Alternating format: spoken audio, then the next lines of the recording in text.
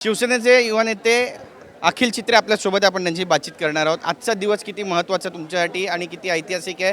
दोन्ही ठाकरे ब्रँड एकत्र. अत्यंत आनंदाचा दिवस आहे.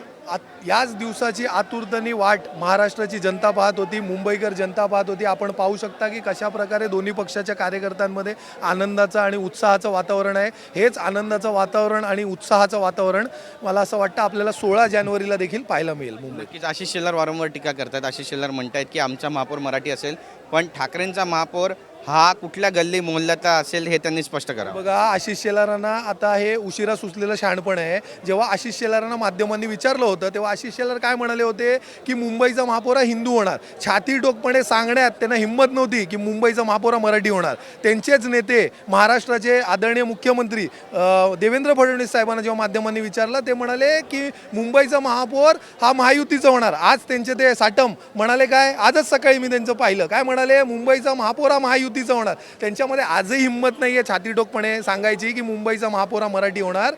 त्याचं कारणच असं आहे, कारण त्यांच्या मनातले मनसुबे हे वेगळे आहेत, पण ते मनसुबे उधळून लावायला आज हे दोन्ही भाऊ आणि दोन्ही ठाकरे बंधू एकत्र येत आहे. आणि मुंबईचा मतदार हा जो कोण आहे हा ठाकरेच्या मागे आहे हे ह्याच्या आधी देखील दाखवून दिलेलं आहे, यापुढे देखील दाखवून देतील. आणि फक्त हा भावनिक विषय नसून तर मुंबईत जो काय कायापलट केला, आज आपण ज्या ब्लू सीवर इथे वळलीला उभे समोर तुम्हाला कोस्टल रोड दिसतो, हा कोस्टल रोड कोणाच्या संकल्पनेतनं झाला? बाजूला तुम्हाला मुंबई पब्लिक स्कूल दिसते आहे, हे सन्माननीय आदित्य ठाकरे साहेबांच्या संकल्पनेतनं पूर्ण झालं आहे. हां, आपल्याला मॅनग्रोव्ह पार्क, जगातलं आपलं देशातलं सगळ्यात प्रथम मॅनग्रोव्ह पार्क हे कुठे झालं तर मुंबईत झालं. इकडे नेचर वॉकवे मलबार हिलला झालं, हे कुणाच्या संकल्पनेनं झालं?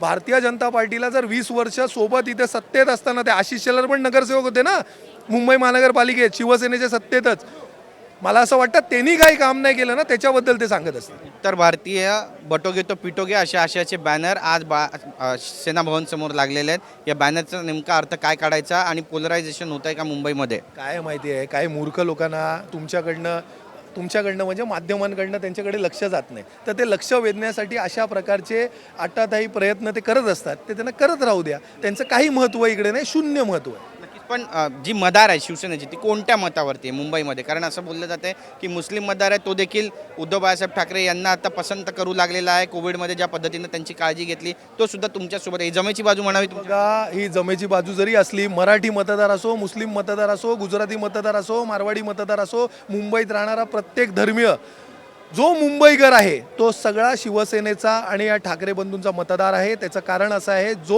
जो पालक स्वतःच्या मुलाला किंवा मुलीला आनंदाने मुंबई पब्लिक स्कूलमध्ये पाठवतो तो आमचा मतदार आहे. जो मुंबईकर मॅनग्रोव्ह पार्कला तिकडे फिरायला जातो आणि सेल्फी टाकतो, आनंदाने व्हिडिओ टाकतो, तो आमचा मतदार आहे. जो मतदार ज्याच्या घरापर्यंत स्वच्छ आणि मस्त पाणी जातं, जगातलं सगळ्यात स्वस्त आणि सगळ्यात शुद्ध पाणी त्याच्या घराच्या दरवाजापर्यंत जातो, तो आमचा मतदार आहे. मुंबईला लुटून गल्ला अशी टीका वारंवार शिवसेना शिंदेची जी शिवसेना त्याचे प्रवक्ते करत असतात, आमदार करत असतात. त्यामुळे याला उत्तर कसं देणार? आणि रहमान डकेत असा उल्लेख एकनाथ शिंदे यांनी काल केला उद्धव ठाकरेंचा. काय संबंध? स्वतः ते अलिबाबा आणि 40 चोर, ते स्वतः चोर. हां, एक चोर दुसरं काय सांगणार डकेत बिकेत शिवाय? त्यांची बुद्धीच तेवढी आहे ना, तर ते तेवढंच म्हणू शकतात. पण आम्ही डेव्हलपमेंटच्या मुद्द्यावर, विकासाच्या मुद्द्यावर बोलणार. आणि ते काय कुठे लांब ठाण्याला बसून त्यांना मुंबईच्या विकासाबद्दल काय माहिती? कधी त्यांनी मुंबईबद्दल काय त्यांचं काय संबंध? त्यांनी जास्ती बोलू नये, त्यांनी फक्त ठाण्यावर कॉन्सन्ट्रेट करावं, नाही ठाणा पण हातातून निसटून जाईल ना. प्रश्न ज्या नगरपंचायतीच्या निवडणुका झाल्या, महायुती म्हणते की आमचा कॉन्फिडन्स वाढलेला आहे, जनता आमच्या सोबत आहे. लाडक्या बहिणीचा जो फायदा आहे तो सुद्धा आम्हाला होताना त्या ठिकाणी दिसतोय, कारण बहिणींची जी मतं ती सुद्धा आम्हाला पडताना या ठिकाणी दिसत आहेत. त्यामुळे त्यांचा आत्मविश्वास वाढला आहे. मुंबईमध्ये सुद्धा महायुतीच येणार आणि महायुतीचाच महापौर होईल असं ते ठासून सांगतायत. मराठी महापौर नाही म्हणत आहे ना, महायुतीचा महापौर होणार आहे. बरं झालं अधोरेखित झालं आहे.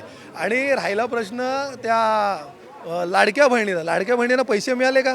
जरा ते लाडक्या बहिणीचे पैसे मिळाले का त्याच्यावर जरा त्यांनी लक्ष केंद्रित करावं. आणि मुंबईवरती हा भगवा, हा शिवसेनेचा, ओरिजिनल शिवसेनेचा ठाकरेंचा भगवा हा फडकणार आणि 16 तारखेला तुम्ही ते पाहाल. नक्कीच मुंबईमध्ये युती झाली तशी इतर ठिकाणी सुद्धा महानगरपालिकेमध्ये युती होणार आहे आणि त्याचा किती जो परिणाम आहे तो आपल्याला पाहायला मिळेल. हे बघा, ही युती जी आहे ना, ही फायद्या तोट्यासाठी नसून तर ही युती मराठी माणसासाठी आहे, ही युती महाराष्ट्रासाठी आहे, ही युती मुंबईसाठी आहे, ही युती पुण्यासाठी आहे, ही युती नाशिकसाठी आहे, ही युती प्रत्येक महाराष्ट्राच्या मराठी माणसासाठी आहे. नक्की धन्यवाद आमची बातचीत केल्याबद्दल. तर ही युती प्रत्येक मराठी माणसासाठी असं म्हणतायत, एक भावनिक साथ पुन्हा एकदा या ठिकाणी घालण्याचा जो प्रयत्न आहे तो दिसतोय. एकंदरीत मराठी माणूस आता नेमका काय निर्णय घेणार आहे आणि मतदानाच्या दिवशी ठाकरे बंधूंना तो मतदान करणार आहे का किंवा विकासाला मतदान करणार आहे पाहणं महत्त्वाचं ठरेल. कॅमेरा पर्सन सिद्धेश नाईकसह गिरीश गायकवाड, TV9 मराठी, मुंबई.